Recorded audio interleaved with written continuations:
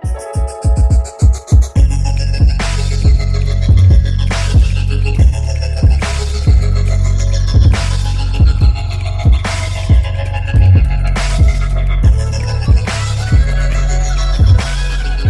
how y'all doing? We about to react to this video real quick, but before you do anything, please make sure you subscribe, like, comment, share. It really helps. The comments and the likes really help. It forces YouTube to acknowledge me, to put me in the algorithm so I can grow my channel. So if you got a second or two, there you go. That should have been long enough for you to like and subscribe or comment or whatever. So we about to get into this video. I'm gonna just say Craig Facts next. God. And we got GD Jakes. No, I'm just Oh, hell. That's funny than the Luther. No, Gooch called him GD Jakes. Yeah, That's some funny shit. Luther, preacher, good brother. From the he got some stories that me and him talked about on the phone, and I just said the world deserves to hear that. But just before I go into this, I want to say something about Stephen A. Smith. Stephen A. Smith is ESPN's main boy. It's frozen. And he's paid a lot of money to speak the voice of the Caucasian folks who run ESPN. Long story short, they try to make the story of this young lady, Caitlin Clark, a story that is compelling for the masses to hear. Like, they want you to be on Caitlin Clark's side. And I'm not saying Caitlin Clark has done anything wrong. Caitlin Clark is a Caucasian female basketball player who plays for the Indiana team in the WNBA, and she's a good player. But because she's Caucasian, she's given a lot more than the nigga bitches that have been given everything they had in this league. And I just want to say this because it is my opinion people don't like to say this. When you're Caucasian and you can play, you're going to get more than the black people. When you're Caucasian and you can play, you will be considered the greatest ever. They make the people on ESPN say Tom Brady is the greatest to ever play. Here's a Caucasian male who played in the NFL, and I could name 10 NFL players. You don't even want to try and say, oh, Tom Brady was better than him. You know what I'm saying? Tom Brady was a great player, no doubt, but it's like you do too much. And now you're trying to do too much with this one girl where when she gets fouled hard, it's the end of the world. What did he? They act like it's the end of the world. Oh, they fouled her hard. What did he say in particular? What did he do? He always takes up for the establishment. And what did he say? Cause I'm out of it. But I've seen a lot of stories about these two girls. So he takes up for the establishment, and what happened was he was into this debate with a young lady that's, as he said, he allows on his show. Her name is Monica McNutt. Oh, his. It's a great name. That's her name, Monica McNutt. What happened when you hit it? No, I ain't gonna say it. I don't know if she is into guys or whatever. But with the makeup on, she hittable. Without the makeup on, you got to take her to Olive Garden. But her and Stephen A. got into it, and she really put him on blast. But the point I just want to drive is this. Stephen A. Smith will not admit that you are the company man. You're the company man. You're a boy. And everybody who comes on your show, and I'm talking about athletes with superhero strength, they can't really check you like they want to because you're the head boy at ESPN. And if you say anything different, you're talking around the facts. Now, Corey, you know he's real sensitive. I know he's real sensitive. He gonna get mad when he hears this. You know that, right? And I can't do nothing about it. Somebody has to tell the truth.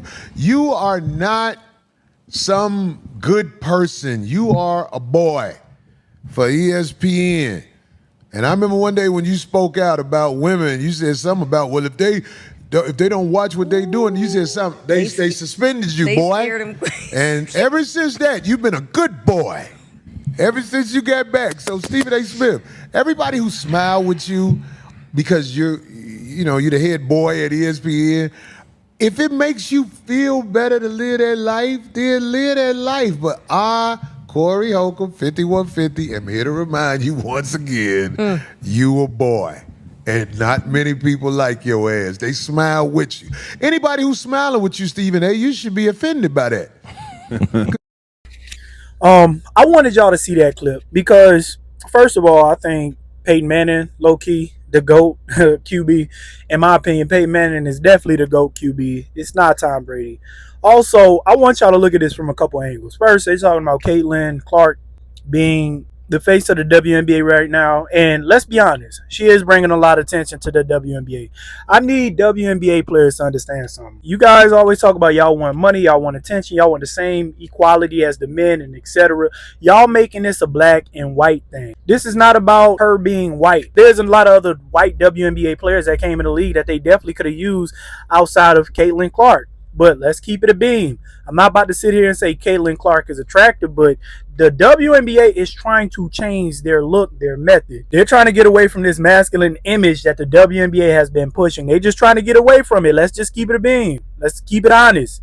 Caitlin Clark does not look like your typical WNBA player. She just does not. Also, the fact of the matter is they can use the momentum off of her and Angel Reese having this beef between them when they played in college against each other and then both going to the WNBA at the same time. This is a great time to have some momentum and some type of publicity for the WNBA. Me personally, I still do not like the WNBA. I still don't watch it. I still don't really see a difference. I watch them play all the time. In my opinion, it's overhyped, but I'm not here to try to shoot them down and make them feel as if they don't deserve any type of opportunity to have any type of spotlight, because let's keep it a beam. The WNBA is getting more attraction and attention than it has ever have. Ladies, y'all need to just appreciate that rather than try to use this as opportunity to be victims. The NBA is tired of paying child support to the WNBA. These NBA players could use that money that they send to y'all and they could actually just pay themselves and pay their players. I mean, they've earned it. Do you not agree? And so now the WNBA has the opportunity to expand their league, and right now is the best time to do it. Right now, y'all getting the most publicity, y'all getting the most airtime, etc.